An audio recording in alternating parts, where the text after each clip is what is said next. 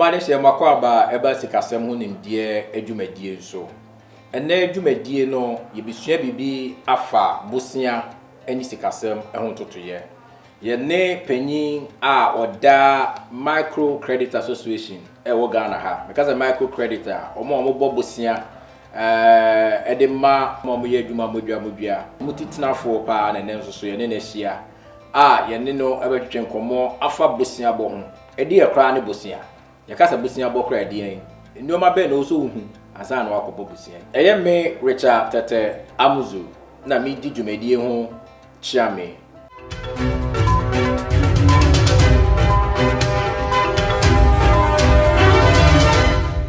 Mrs. Regina Kumi, yamu akwaba eba sikasemu ni dwumadie so. Meje so mi ni abema. Dwumadie ye Yesu ho se ye pese ye di ma ya hwefo esua no ma bebre efa sikasemu no munye sikasemu ni die. Ye nim so se una woda Micro Credit Association wo Ghana ha nyina no. Ye di kan kra na ye ka se Micro Credit kra eni edi ade ana eni kube. Okay, Micro Credit Association Ghana no. Ekua omo bobesia e de boa nkofo nyuma especially no bruni be can be say economic deprived people omo villages omo intimi nko bank sebi enko bobesia no sankofo no na ye ho ma wo ti Micro Credit Association no ye support sankofo na sebi obi nko bank omo nya moa emfa mboa wo madwuma no omo nti na Micro Credit ye ho na Micro Credit ne de ye sa wo association ye umbrella ene bobo ye nyina ya no ema ye nipa baako nti enye omo kasa kire ene ade nti ye butaye pa ye de wo ne se ene abrofo si bibi the financial inclusion aye nyina ye hwese ye beduru san empempenso no anase butaye no nti say ye nsusu Micro Credit Association eye ade bi abroni be kasa yadwene ene yani esisu ye butaye se yenso ye pese ye boa masa agenda ye friend financial inclusion no itimi boa emani timi konkan nti ye wo ho se ye boa wona wo ye nyuma nketu omo so apan so omo to nuane e wo kwan ho omo to nkoko ko sefuo santi na Micro Credit Association ho ti ye butaye titiru pa ne de ye se ye boa woni biefuo e wo bosia bom e momo so nyasika e de bo mojo we pese wo kire ye ensonso ne ye da Micro Credit eni sika krabia ahodo aka ensonso ye da ye ne omo ntem ne se omo ne ye bank a omo hwe enkrofo omo susu e bia factories manufacturing ba ye de ye target ye omo ye nkaka so crime ti so obi o factory kakraka enti wupa Micro Credit ni mumpa yenya ya bobo ye ho ye wo ahodro mienu ye fe ba ko bi tie 3 4 ye fe eku bi nsusu oku ni ma tie 4 4 tie 4 4 ne ankra fo a omo bobosia adwuma omo bobosia na tie 3 ne nsusu ye enyumekura broni be cancel limited liability companies enti ye in two folks we dey watch my dress bibi so kan any efi obi efigofo bi efie busiafo ono a woni fie nti se wonya yi anaso wonya putuprum sika bi a wokono ho a no de amawo sankrofo no ene mundumadie no pepepe anaso sonso da moni sankrofo no adie no mo sonso ye bibiri dem isan se Micro Credit for the bruni be kase ku a ye de sa abusiabofo ni nyina aba and abrofu mo be kan se one umbrella ya tete wo mo e wo kwan possible ni be use brofo bi ti say professionalism, corporate governance, ethical manners sa na yema ni nyina mo nya sa nsunsuan so no enti anya bosia baa keke e na ye bo ya tete ye wo kwan paso say so wo ko Micro Credit Association fo ho na akobo bosia omu nim hu nim de to mo de wo fa ekwan a wan kasa wani beche ebeye ahokade e de ama ti se fie bosia de wono wotene kona bi wotene fie no de ne mmere bi ahye ne nsam e na wo ye de ope nti wo kwaje obetimi emia wa ye obuga bi abaye nso de Bank of Ghana enam se omo na ama ye trumi krata ye de ye adwuma ni nti no emmra wo ho ye de ye adwuma nti ama se wo ba Micro Credit for ha bobosia media means adwene mu no meka se eye since obeko fifo because ono de Bank of Ghana sika krabwa no ama ye ntumi se yemfa nya adwuma nti sai se wo ma ye ntumi se yemfa nya adwuma nti no wa wo kɔ no nsuro na me nso a wo ba me ho no nsuro bia eni kwan kra na owo ho kwan se oje busia wo ka se hwan ne timi ba ye ho beje busia me de nka meka se nipa bia wo ye adwuma bia especially the target group your focus target group no the micro level no one se bio ontimi nra bank enya akokodu mfa ne busia bi opɛ emfa mo ane dwuma wo munti na yenye exist enu nti no obia oton aduane wo kwan ho se de na America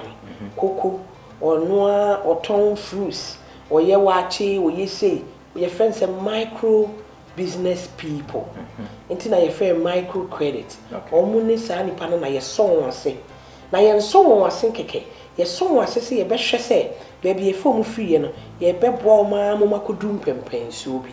nti ye pono de ebie mu bia wo ye adwuma na se wo hia moa ediwura adwuma no e ma adwuma no etimi tumpo asa na bank di anasika kra bia betimi ama abosia no osugi so otu susu anase udu sika beto ho bosumi miensa ni ahwe ho ne de ama abosia momu de no so no sa nete de ya ho ka o microcredit a o mai mu ni wiase afa na nyina nipa bebre enim a mepese ne mebo de dawura mani party say emprepi ye bank secret so mu ye official no wo ko bank enye se ne wubura wa no akoko asem ne aboa ne abo obisi na ebida jesa wudu sika atotowa from prebi amoma hunie ma bi ansa no matimi aboa wadwuma microcredit ntisa ye kura de tumi krata ne nche se yenye ji obi sika da bia nto ho ansa na ma sika da bi okay yenye tumi krata ne ma ho kwan se ye ji sika 43 for no na emomom no kura no se obeji obi sika atowa na che se contract ne ye busumi nsia ene akiri even tie fofo kra de omuni ho kwan se wo mu ji evi ompo obi sika to I see ye die ne de eye boko wo dia ne se nipa no wo benante na broni free bibi requirement ene ma ye bebusa se bi ehe na woton wa de no se ni busa ho ne ma nyina na wonya ma ye ebi wo kra wo ba na eni unansa na won sa aka usika se wo ho hyehyɛ ya ye de be ma wo ne ebusade bebusa wo nyina enti ya rehu bebre se nkofo bebre nte microcredit for onka ba me de obusa me a ehonne baabi ye papa a betimi akogye emwa sa apase wuhia moa esan se enya afi na be save 3 months fasika beto ha bosome miensa ansa na mama usika obi o ha wo ye adwuma na potupum bibia ba boni fe bibi opportunity wanya akwanya no enso na adwuma no be bia bedu no hia moa na nipa no hia moa na afi no nsan fasika meto bosome miensa ansa na wanya bi enti bi wo busa me dia microcredit dia eye baby e wo so bia ti me hwehwe baby a oman mu ni wiase afa na nyina baby a enkrofo mu wo microcredit ni bi no omukọ no omukọpẹ ahoto e de boa omunuma ansa no bi ba ba gisika anaso bi ba ba gibusia no e de pa e na wo so wo hwe enkrofo bi ti se ye bode wo dase abra no mama mo kora so o ye sinkrofo mbo besia no adu ho no ko pesika debi enye se na metie bode wo se microcredit puna bi enti wo ti se bosia bi o ha na wo koje metu mi my for say o ko bobosia hwe se ana sika na me kope no asem busa ba ko wo se odi kan busa ho se mi hia e de na me de ye na wo blo ho no kura wo koje ne tie asem mo beka akire wo ni yie ehun si ho ye sen se ye brofo na nipa ne kan ka kire se maame papa chechire masem ni mu wo ye kasa yi mu na menti ase yi na o kire mu na o ti ase yi a wade enkontabuo ato ho se me kwaji sika se de esi hu ye se adwuma na me de koye no me ankasa mfaso sen na menya na afa nso me ame ne mabusua sen ne edi enti wo sese hwe na de na wo kwaji na be ye mmoa na de mfaso de papa bebre wo de a no akwaji empepi obi ba ho chema no hia sika won check even ensi hu na beba be sika no ho Ubehu ase wakɔgye bosia. Enti nyese na megina haibo da wuro se yapo na bi nti meka se nipa mra. Na emom boni si calculated risks. What system pempenso ne sa ade ehia. Na kotie mu yie nsihu esihu ni mejia ena ebeboa de mede koye no ama menso etumpon wo na nkoba se wo kɔgye sika akoye bibi na aba ye asudie abeda wo so ana akoye adwuma na ma nipa na odi sika na ma won da bi da broni free bibi win-win situation wo wanya na menso menya enu nti na wo se hu se de me koye ebeboa de me kɔgye na ho besia na menso so etimi ayere aboa me enu na mankofo bebre efeli nti me in the back days ana me ye credit officer no adia na hia me pa wa credit delivery mo eye se nipa na me prepare wo mo na mama wo mo besia no me chire a ye friend first training na me ya mo no eya na ho e wo makoma so pa yi se meto me bo a chire wo mo ye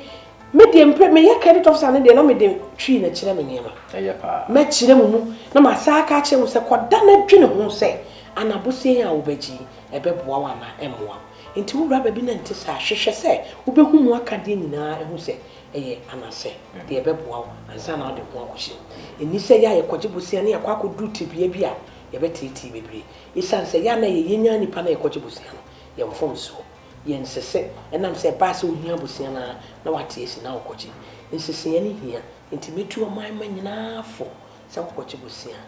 nya abotre eye sanso so ye no hu se ana sika na beboa wo ama wo so wonya hu fa ho die bi ansa na wakɔgye omu omo ye adwuma no ekoso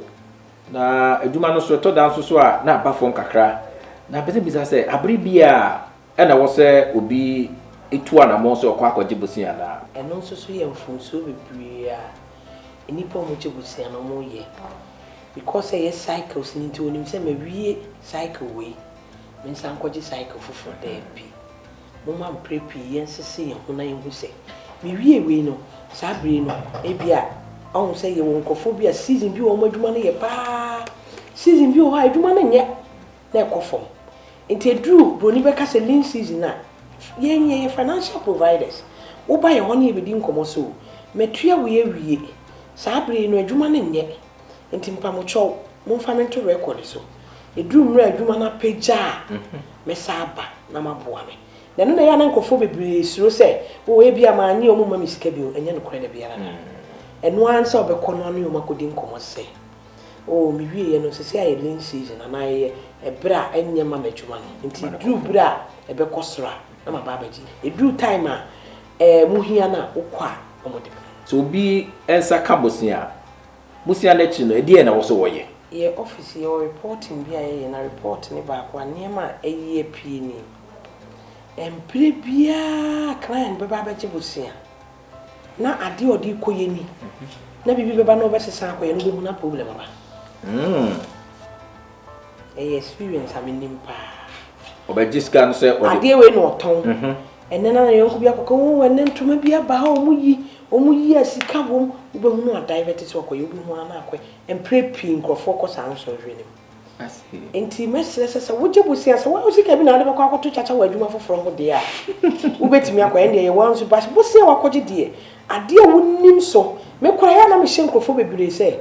adwuma a won hya ase ehu ni nsunsuan so na enye bosia nse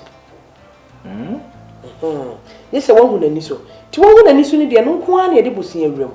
na se obi se na me ye we koye bibi foforo na de mi kekekeke no akoye de a emoa ebi ho betimi akoye ama we no nkire se no wadi loto no ba me de obusa me futuo pa adwuma hu so de woje bosia and try kora se what be found if say steady and say omo enya challenges repayment of loans nyina no e o ma normally no they have their permanent business omo permanent adwuma omo yo no ma divert akoye bibi foforo omo na tenya challenge enti mesere say obi a woje bosia de a enfan try bibi foforo e yes wa obi titi unse ma try de kro na hu se de ekọ ni hu so nsusuan so a na afi de wadane wonsa na waye de wo se we na emom se me de kwhye bibi foforo mu de me ntu da biara da obi aba abeje bosia na ne mputupru mu a ne ba yare anaso no amu so esen bi ato no obegye na no na saa esen ne bae eno no adi afutu na ade be mani pakro e wo busia bom no ye fe bi insurance aba bebre nti insurance ne won hihye yesese wo chi busia insurance abe tekiniti ase yie ne hu se wo mi insurance we cover ene kra insurance wo ha ye de ma ye client se ebia wo ye adwuma wo ahode ne bi ene ija ahihye ebia ija ho adwuma na ye na ahihye ana wanya problem bia ene insurance ne tekima loans ne bebre e cover sa na e ma ne se emre na wo yare na wontimi nkoye adwuma no insurance ni tua loan se ohotowa oba na waire wabetu me say to ye maame no ye papa no ye nuanom fo se wo ye adwuma bia apart from so obenya insurance because insurance na ye de ma clients no ebi ho ha encover amane bia ebeto e cover amane ni binye ni nyina enti wo se wo mo ye adwuma nyina so mutimi e save towards broni we can be unforeseen circumstances the ebeto wo china wonim atorenchem atorenchem beba enti de bia wo se edi bibi to baabi se ye de to wo se sensunso ansuro bi si baabi china na mafa je se be de kwa akoye na nkoka ametete me amabu me busia butua no ameye basa ye na ya beje busia ene ye nso so a ye de busia ne ma no edien ene the default and as a company okay broni be ka be prudent management ene wo ba bibi si se bia santime ma e wo bibi se yi bia bo betwantoma enso won sisi se eye busia na okogina na ne sika ne bi na ye de eko enti spending na bro so enema bi wa mum yentwitwa so se yenya ma na bro so dia ye betimi aye basi yenya ma ne mo so na ye busia na ye de ye adwuma dia enema ni bi wo ha e wo se ye twitwa so ma ne ye ntiantia entuma fufuo no ye wo ba akwa ya ye try se ye de be kobi na nye se bibia bebe bia na ye twa foforo se ekuo de so wo muntwa o aha de bi wo se yenya bu nimdie na ye tete so na ma ye nkasa yenya ahoto ama ye kra wahu dan se bibia na de ho akowuram na ama ye sika sam ye den e kofom tibi de mafutuo ni se yenye niema ene ye ho so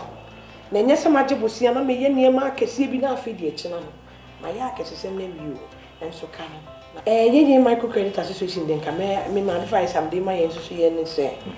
obia ba se de me chiri wo nchiri mu obeti ase ehu se ena wo se yenye de ma no so ye buo nipa no emo mu hu se ana nipa ya me ma na bosia be boa na emoa na emoa na be ye se me boa na me mfa ma dan sam de be ma na kwa ho chiri into education correct is very key and chire very key wo bosia mem se wa me a me de ma no me chire ni mu amonya ntiase yi won se enne ye na ye ni mra bi so ni ade na Bank of Ghana to me krata ni chire se disclosure mechanism and one na wo wo ho afodie no correct enu nti no mesre mi nuanom se ho ne de moma ye nyere ye ho se nipa ne ba ebenya abotre aye nchirechire mu ni yie no mate ase ne nchirechire mu na ye ni yie no eboa yen ne boa wo nso na ma ye mienu nyina ankoto amenem se mi ga kai no smart campaign na Bank of Ghana so disclosure law no so eno so simukna se woni obi ye adwuma mani hunu de tue mu nyina atitru efesika sem mani hunu nsihu a ewom mani hunu enwoma a wohia ebi se wo je nsiachi ba anase collateral anase bibia odisi awowa mani hunu hyehyɛ nyina na no na so te ase a no de nsasha ase se ai migitum asa na wato aso na emom se wa anya sa anyoma yi na wo so ye kataso mumu aso na okoji sika na akiri asemba mmra no nso so eho no ebekwatia na asa na obekọ no bepese uma yehunu microcredit association insunsu aso papa ben na munya ewo mo customers ene Ghana nyina. I'm talking about impact over individual companies na obia wo at least some social responsibilities we are to your home. Meaning say a lot of our members see a lot of social responsibility. On the level of the association and so last year in Takrade, you supported or people with autism. You call Catholic Center for Takrade Fijai. You call Boa Womo, you supported woman. A few ways so you back for you the ampuno. ye could develop mental health unit na e wo. Okay. Ya come on private ward. If some people were just ignoring mental health, no, and you be a bit me at all, a bit me at me. And yes, so you general say, you should initiate you from to your original hospital, echo fire, no money special ward. You could develop a special ward or your dear condition be a boom. And I think you painty when ye at Saturn, and near maybe sanitary pass, and maybe into a social responsibility in there. On the level of that situation, no, every day we are going out to do that. And individual enterprise or companies and so are not getting out of it at all. Into Nyabusia, Bonanquasi, Mabusia, but we are also going with our social responsibilities. Mary Dana, Yadawasi. Now, you did me any baby, and maybe say, foot will bang. And I war at the marsh of Funina. Jaya, I perceive a Jibusia. Yea, Jibusia, the year Juma. Yen so a disicano air corner. Foot will bang and I will divide. Ye Momo didn't say, Yenya ye Bobusia. Yayashi ye. Yenya ye Jenso. Yayashi ye. Yenyantia see or the ye in mu ye. Now my Mobusia no say, or my imwa ye way no. And Kofu be in near my video. Wow, what you see, when Tria, a chin a woman be a day a tumpon. Now wouldn't you answer so, baby, and ye be. A bema economy in our collapse, abba form. And Timayan changing his soup, who quite bruchida, or more be day. Credits. But Timisha to clubbing build them a credit as me rust or be mukara. What Timima may so, Befaniama, could you drop free if so credit ye? Africa say I am building one new sample pensiona a behadre. Intimacy say, one of the beer or wardrobe when they say me cojibusi and a mintria. You mean you home from me. Yes, why a dear man, I was here titini penny, you know, tea, I did not see who said Anna, a bepuano, and I say M1. Inti, Bruni can say a win-win situation, then try to say a man I balance. Now will be any amphasudi, that would be a year. A year. Mrs. Regina Kumi on na microcredit association anokeke ono aso ankasa e wo the microcreditor woda no wakwadri wadwuma mu yie pa enti we de ye sorry so na no bepeso ono anso so ebebo adwuma a wo ye ne din no wa kire ye na kira kwan se de be na se obi epeso okohu no e wo afa futuo ho anase sikasem tutuye bi a obetimi akohu no enti maame Regina Kumi ebe pese ubechire wechira kwa amaye me ankasa meduma de say de waka na multi trust microcredits ye nkrabata wokumase brekum ena sunane ho na yidi enu mede iko nti beka say the northern part of Ghana ena yebo nti ye bobo say de makeka wo mense keka nyina nti upe mechira kwa ya ho ankasa na me yesi yiwo e wo ejuma so pese unyame me number is 0244 650074. Madam say etifo. Me pacho o friend no eyem fasikasem ko friend fa de foforo bia mesrew esikasem ene busia ho. Se mre wo ho a ka be cheche numa bebre na enam se mre no nti yeda wase so enya adaje amai abre bia ho behia bia so no ye beto yen sa afrew na wasa be mai chechire ai mu dosei se de be ya ahwefo ene Ghana man nyina ebe hu se de besi atoto esikasem titiru efa bosia bom yeda wase se nem so wenya adaje amaye e wosikasem nimtie pacho minsu me damase se muto mun safre e ma ye bebo microcredit association ni e members of the group e de kira mun sai yeda wase you yeda wase se wenya adaje na wase mre ahwe sikasem nimdie edwumadie bigidi se ne wasua no ma bebre na sa nimdie a wonyai fakoye adwuma na beboa dasene enimi nhia e wo dwumadie nso